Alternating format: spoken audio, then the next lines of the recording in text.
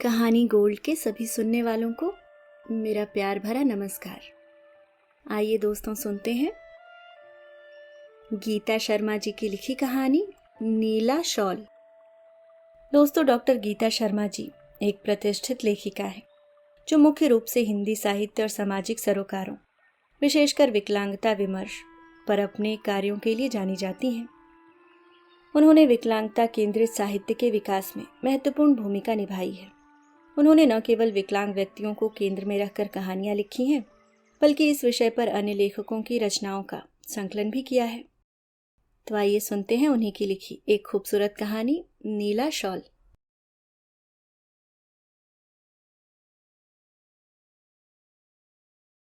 अंधी हो क्या? दिखता नहीं है? अभी चोट लग जाती तो? ब्रेक लगाते हुए ड्राइवर जोर से चिल्लाया। सॉरी, जरा जल्दी में थी। आपको लगा तो नहीं? उसने पूछा। वो उठी और अपना बैग उठाकर एक और खड़ी हो गई।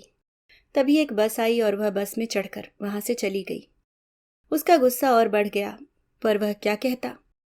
बस तो जा चुकी थी। उसने उतरकर अपनी गाड़ी को देखा और कपड़े से साफ किया। चाबी लगाई ही थी कि उसकी नजर वहां पड़े, कंपास बॉक्स पर पड़ी। शायद उन्हीं महारानी के बैग से गिरा होगा और जल्दबाजी में यहीं छोड़कर चली गई है। सर, शायद उन्हीं मैडम का गिर गया है, ड्राइवर बोला। इतने में नील उतरा और उसने बॉक्स उठाया। खोलकर देखा तो कई जरूरी कार्ड्स थे। एक कार्ड जिस पर किसी वर्किंग वुमेन हॉस्टल का पता लिखा था। उसे न जाने क्या सूझी, उसने ड्राइवर को कार्ड पर लिखे पते की ओर चलने को कहा। ढूंढते हुए वे वहां पहुंच ही गए। उसने लोहे का दरवाजा खटखटाया तो एक महिला ने द्वार खोलते हुए पूछा, जी कहिए। जी सृष्टि जी हैं? जी हाँ, कहिए। महिला ने आवाज लगाई, सृष्टि, तुमसे मिलने आया है कोई। और फिर बिना रुके वहां से चली गई। थोड़ी देर में सृष्टि भी आ गई। कौन? उसने पूछा। जी मैं। ओह अच्छा, उधर। वह आवाज की दिशा में मुड़ी। जी कहिए। जी मेरा नाम नील माधव है। आपको मुझसे कोई काम है क्या? जी नहीं, मैं तो बस आपका ये बॉक्स देने आया था। वो आज मेरी गाड़ी से टकराते वक्त गिर गया था वहां। ओह सो सॉरी, आपको मेरी वजह से परेशान होना पड़ा। नहीं, सॉरी तो मुझे बोलना है आपसे, ड्राइवर की धृष्टता के लिए। वो पता नहीं था। कोई बात नहीं, ऐसा तो अक्सर होता रहता है, वह बोली। शर्म से गड़ गया वह। उसे कुछ नहीं सूझा तो पूछ बैठा, जी आप यहां रहती हैं? जी। ओके ठीक है, मिलते हैं फिर कभी, कहकर वह चला गया। ऑफिस पहुंचकर भी वह सृष्टि के बारे में ही सोच रहा था और मन ही मन पछता भी रहा था कि बिना कुछ समझे कितना कुछ भला बुरा कह दिया था उसने। अगले दिन रविवार था, उसे ऑफिस नहीं जाना था, पर वह सुबह से ही तैयार हो गया। खुद गाड़ी निकाली और हॉस्टल पहुंच गया। वह अपनी गाड़ी में ही बैठा हुआ था कि सृष्टि सामने हॉस्टल से निकलती हुई दिखाई दी। उस दिन उसने पिंक कलर का सूट पहन रखा था, बाल भी करीने से बांध रखे थे। उसे देखकर एकदम जड़ हो गया नील। सृष्टि जी, उसने आवाज दी। कौन? मैं नील, नील माधव। अरे आप यहाँ कैसे? जी इधर से गुजर रहा था, सोचा आपसे मुलाकात कर लूं। कहीं जा रही हैं आप? जी। कहीं ड्रॉप कर दूं आपको? उसने पूछा। नहीं, मैं चली जाऊंगी, पर उसके जिद करने पर वह मान गई। अच्छा, आप मुझे इस पते पर छोड़ दीजिए नीलमाधव जी। उसने एक कार्ड निकालकर उसकी ओर बढ़ा दिया। कार्ड पर दृष्टिबाधित छात्रावास का पता था। जी जरूर, उसने कहा। चले अब? जी आप बैठिए। रास्ते भर वह कुछ कुछ गुनगुनाती रही और वह मंत्रमुग्ध सा सुनता रहा। फिर दोनों बातें करते करते कब वहां पहुंच गए पता ही नहीं चला। उसके वहां पहुंचते ही सारे बच्चे खुशी से झूम उठे। दीदी दीदी का शोर होने लगा। माई आओ ना बाहर, आज तो हमारी प्यारी दीदी आई हैं। तभी एक महिला भी वहां आई। प्रणाम माई, वो बोली। आओ बेटा, बहुत दिनों के बाद आना हुआ इस बार। जी माई, एग्जाम थे ना बस। सारे बच्चे उसे घेर कर खड़े हो गए। कोई उसकी चुन्नी से खेल रहा था तो कोई उसका हाथ पकड़कर झूल रहा था। अरे भाई छोड़ो तो, वो बोली। मेरा बैग लेकर आओ तो देखो मैं आप सबके लिए क्या लाई हूं। तभी एक बच्ची बैग लेकर आई। वह एक एक कर सबके लिए कुछ कुछ निकाल कर देती जा रही थी। मुझे ये वाला चाहिए, लाल रंग का। ठीक है, तुम ये ले लो। और दीदी मुझे वो पीला वाला ही देना। ओके, ये लो अपना पीला वाला। दीदी मुझे तो पिंक चाहिए, आपके जैसा। और वह हंस पड़ी। मुझे मालूम था, तभी तो तुम्हारे लिए पहले से ही पिंक लाई हूं। सारे बच्चे अपने अपने गिफ्ट पैकेट लेकर खुश थे। नील बस चुपचाप खड़ा देख रहा था। ये बिल्कुल अलग अनुभव था उसके लिए। बिना देखे ये बच्चे कैसे रंगों की पहचान कर रहे हैं। एक आवाज से उसकी तंद्रा भंग हुई। जी आप अंदर आइए ना प्लीज। नील माधव को देखकर माई बोली, ओह आई एम सो सॉरी। इन बच्चों के चक्कर में मैं तो भूल ही गई कि आप बाहर ही खड़े हैं। कोई बात नहीं, वह बोला। माई ये नील माधव हैं, उसने परिचय कराते हुए कहा। आइए ना आप भी अंदर, बैठिए प्लीज, माई बोली। इधर उधर की बातें होने लगी। इतने में एक बच्ची ट्रे में चाय और नाश्ता लेकर आ गई। भैया चाय लीजिए, खाना खाकर जाना, अब माई ने कहा। नहीं माई, आज नहीं, अगली बार। नील माधव जी मेरी वजह से पहले ही बहुत लेट हो गए हैं। नहीं, ऐसी कोई बात नहीं है, वह बोला। मुझे आज कोई जल्दी नहीं है। सारे बच्चे ताली बजाकर खुशी से उछलने लगे। अरे वाह, आज तो भैया भी हमारे साथ खाना खाएंगे। वह भी बच्चों के साथ खेलता रहा, बातें करता रहा।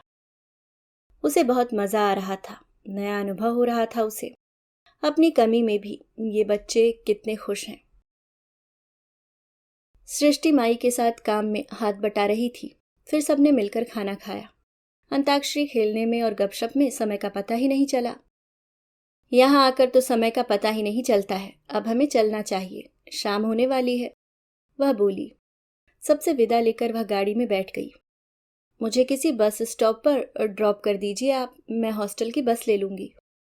नहीं, ना सुनकर चौंक गई वो। अरे भाई बस स्टॉप पर क्यों? बोला ना आज कोई काम नहीं है मुझे। अरे नहीं, पहले ही बहुत परेशान कर चुकी हूं आपको। तो ठीक है, उसी का हर्जाना मान लीजिए आज की शाम। चलिए आज आपको कहीं लेकर चलता हूं और समय से आपके हॉस्टल छोड़ दूंगा। वो कुछ बोल पाती उससे पहले ही नील गाड़ी की रफ्तार बढ़ा चुका था। वो चुप थी। अरे डरिए मत, कुछ तो बोलिए। कुछ देर के बाद गाड़ी रुकी। नील ने उसका हाथ पकड़कर उतारा और चलने लगा। ये कहाँ ले आए आप मुझे? चलिए तो। चलते हुए उसे महसूस हुआ कि वह नर्म मुलायम घास पर चल रही है। भीनी भीनी खुशबू आ रही है, हवा में ठंडक घुली हुई है। उसने अंदाजा लगाया कि वह किसी बाग बगीचे में है। चलिए थोड़ी देर यहाँ इस बेंच पर बैठ जाते हैं, नील ने उसे वहां बैठाते हुए कहा। वो असहज महसूस कर रही थी। आप रुकिए, मैं अभी आया। जी। वो आसपास के वातावरण को महसूस करने की कोशिश करने लगी। बच्चों के खेलने की आवाज आ रही है। कुछ महिलाएं भी आपस में बातें कर रही हैं। तभी जोर जोर से बिजली कड़कने लगी और बारिश शुरू हो गई। सुबह से तो कोई आसार नहीं थे, फिर अचानक मौसम पूरी तरह बदल गया था। उसे समझ नहीं आ रहा कि वह क्या करे, कहाँ जाए। ये नई और अनजान जगह थी उसके लिए। हाथ में चाय लेकर नील दौड़ता हुआ वहां पहुंचा। आई एम सो सॉरी, मुझे ऐसे नहीं जाना चाहिए था, आपको यूं अकेले ऐसे नई जगह पर छोड़कर। और फिर मेरी वजह से आप भीग भी गईं। कोई बात नहीं, मुझे बारिश में भीगना बहुत पसंद है। ये पीड़ा का रंग है ना, वह बुदबुदाई। क्या कहा आपने? अरे आंसुओं और बूंदों का रंग एक सा ही तो होता है ना। फिर अब तो बारिश बंद भी हो गई। देखिए हल्की सी धूप ने अब तक तो नीले आसमान में इंद्रधनुष भी रंग दिया होगा। नील ने देखा तो सच में एक इंद्रधनुष उभर आया था। मुझे पता है कि इस समय आप क्या सोच रहे हैं। आप सोच रहे होंगे कि भला मुझे कैसे पता रंगों के बारे में। मैं तो जन्मांध हूं, है ना। नील जी, रंगों को देखकर ही महसूस नहीं किया जाता, महसूस करके भी देखा जा सकता है। और यह कहकर वह खिलखिलाकर हंस पड़ी। उसकी निश्चल हंसी से मानो रंगों की एक नदी बह निकली हो। वह कुछ देर ठहर कर बोली, जैसे हर रंग की अपनी एक विशेष प्रकृति होती है, ठीक वैसे ही हर व्यक्ति, वस्तु और जगह की भी अपनी अलग अलग प्रवृत्ति होती है। मैं उनसे मिलकर उनके रंग का अंदाजा लगा लेती हूँ। रंग से उनकी प्रकृति का अनुमान लगाना कोई मुश्किल नहीं है। आपको पता है, सुख के रंग और पीड़ा के रंग अलग अलग होते हैं। फिर बिना उत्तर की प्रतीक्षा करे वह बोली, अरे जब घनी पीड़ा की बदली बरसकर खाली हो जाती है तो मन के आकाश में भी इंद्रधनुष उभर आता है।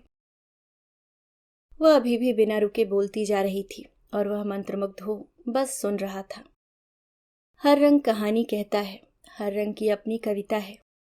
खुशियों के रंग खिले खिले हैं, पीड़ा का रंग बस भीगा है। अरे वाह, बहुत सुंदर अभिव्यक्ति, नील ने अपनी प्रतिक्रिया देते हुए कहा। बहुत सुंदर लिखती हैं आप तो। बच्चों की तरफ से आ रही आवाज की ओर इशारा करते हुए वह बोली, और उधर देखिए आप, कितने सुंदर रंग बिरंगे फूल खिले हैं एक साथ। इन बच्चों के चेहरे जो खुशी से खिले हैं, और जहां बच्चे खुश हों वहां रंग बिरंगे फूलों का खिलना तय है। फिर अपने हाथ बढ़ाकर बोली, वहां देखिए रजनीगंधा खिलने लगा है। महिलाएं बैठकर हंस जो रही हैं। आप महिलाओं की हंसी में फूलों की महक सूंघ सकते हैं। वो बस बोलती जा रही थी, पता नहीं कितने दिनों से बोली नहीं थी। नील भी उसे अपलक देख रहा था। अब तो उसे उसकी आवाज में भी रंग नजर आने लगे थे। कितनी सारी सुंदर रंगीन तितलियां हैं वहां उस ओर।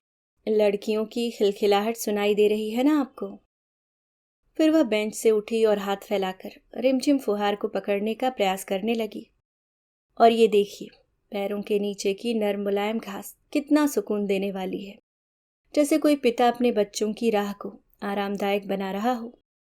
उधर देखिए, हरे घने छायादार पेड़, ये बुजुर्ग ही तो छायादार वृक्ष हैं हमारे, जिनकी छत्र छाया में हम सब पलते हैं।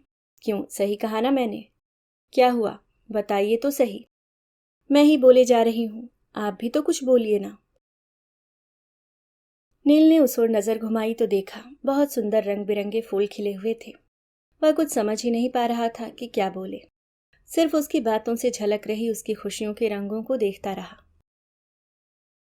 कुछ बोलने का मन ही नहीं हुआ, मानो उसकी बातों के सम्मोहन पाश में ही उलझ कर रह गया हो।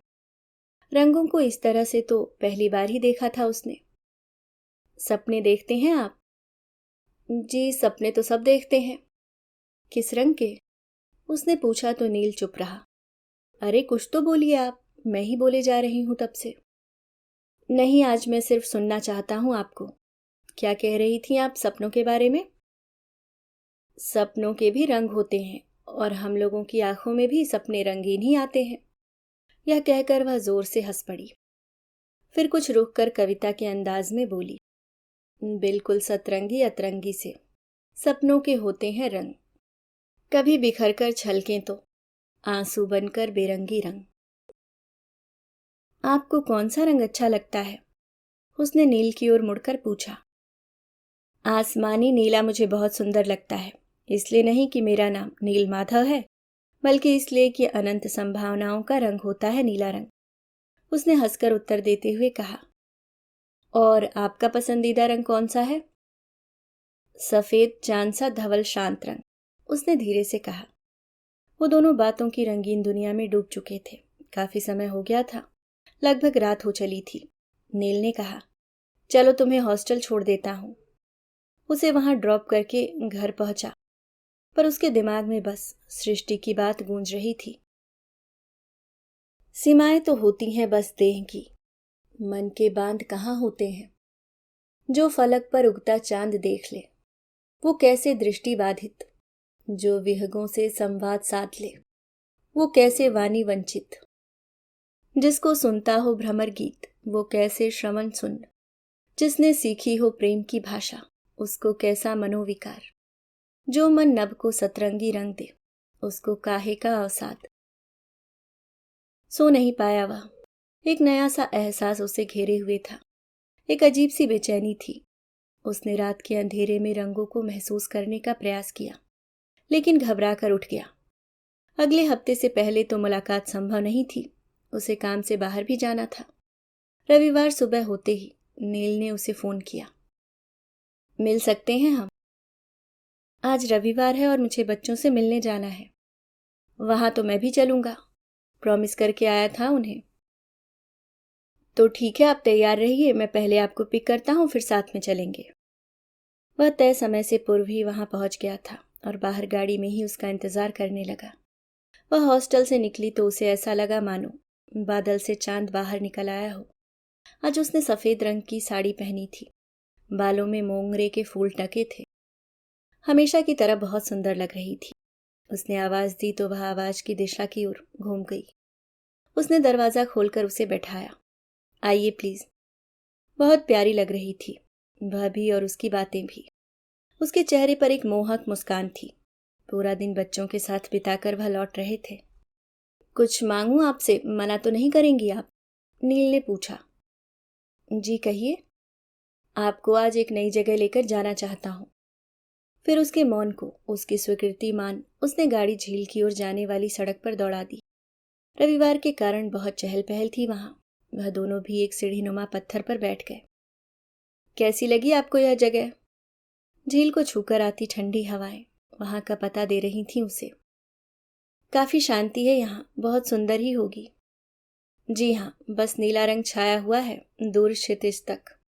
मुझे लगता है कि प्रेम का रंग भी नीला होना चाहिए, जो प्रेम का विस्तृत परावर्तन कर सके। नील माधव बोला। लाल क्यों नहीं? सृष्टि ने पूछा। लाल रंग तो बहुत सुंदर होता है, ढले का संदूरी रंग। हाँ, पर संकीर्ण होता है लाल रंग, आत्मकेंद्रित और आधिपत्य स्थापित करने वाला। उसमें विस्तार की संभावना नहीं होती है। सम्मोहन का रंग होता है नीला, और प्रेम से बड़ा सम्मोहन क्या हो सकता है भला? उसने अपनी बात जारी रखते हुए कहा। नीला रंग सबको अपने अंदर समा लेने वाला रंग है, पंखों को उड़ान की स्वतंत्रता देता है। फिर देखिए ना, प्रकृति में भी नीले रंग की ही प्रधानता है। नीले अनंत आसमान से लेकर नील सागर की गहराई तक। एक लंबी चुप्पी छा गई उन दोनों के मध्य। नील सृष्टि के प्रत्युत्तर की प्रतीक्षा कर रहा था, पर वह भी रंग की इस व्याख्या से निरुत्तर हो गई थी। नील ने ही इस शब्द शून्यता को खत्म करते हुए कहा। सृष्टि जी, आपको पता है, जो जिस रंग का होना चाहता है या दिखना चाहता है, उसे उस रंग को परावर्तित करना होता है। प्रेम पाने के लिए भी प्रेम को ही परावर्तित करना होता है। कृष्ण सा नीलाभ रंग, जो सबका प्रेम स्वयं में ही समाहित कर ले और सबको प्रेम का ही परावर्तन करे। मैं तो समावेशी प्रेम में ही प्रेम की पूर्णता समझता हूं। अपनी बात को खत्म करके उसने गहरी सांस लेते हुए कहा। नीलाभ प्रेम रंग, और राधा के प्रेम का क्या? सृष्टि ने पूछा, फिर खुद ही उत्तर देते हुए बोली। एक और कृष्ण सा प्रेम है तो दूसरी ओर राधा सा प्रेम भी तो है। श्वेताभ प्रेम, जो हर रंग को त्याग देता है, सब कुछ छोड़कर, सारे रंग त्याग कर। राधा का प्रेम श्वेताभ रंग का है, जो अपने प्रेम के लिए सब कुछ त्याग सकती है, यहां तक कि प्रेम के लिए प्रेमी को भी। फिर कुछ देर रुककर बोली। रंगों की ये जो गाथा है, हर क्षण अप्रत्याशित, हर क्षण नई। जो मन सतरंगी है प्यार में, अगले पल विरह वेदना से बेरंगी है। शरद की शाम, झील का किनारा, हवा में ठंडक घुलने लगी थी अब। नील ने उसे शॉल ओढ़ाते हुए पूछा, शादी करेंगी मुझसे? अचानक आए इस प्रस्ताव से वह चौंक गई। फिर अपनी झेप छुपाते हुए बोली।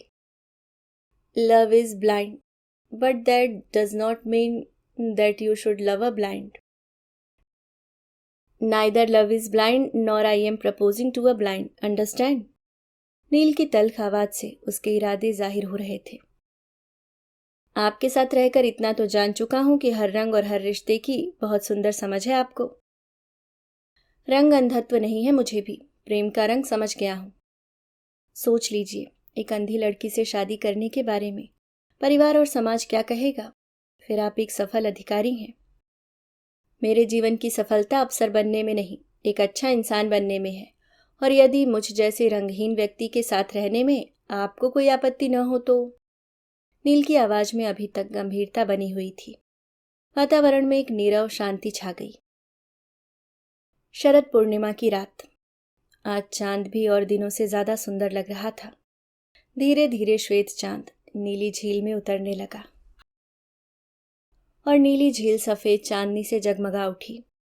झील की लहरों की तरह ही सृष्टि के मन में भी तरंग उठ रही थी। उमंग हिलोरें भर रही थी। उसे लगा जैसे कि वह रंगों के सागर में किसी चांदनी की नाव में सवार हो गई है, एक नए क्षितिज की ओर, क्योंकि सृष्टि ने छूकर जान लिया था कि शॉल का रंग नीला है। अभी आप सुन रहे थे गीता शर्मा जी की लिखी कहानी नीला शॉल। उम्मीद करती हूँ दोस्तों कहानी आपको पसंद आई होगी। अगर आप चैनल पे नए हैं तो सब्सक्राइब करना ना भूलें और वीडियो को लाइक ज़रूर करें। धन्यवाद।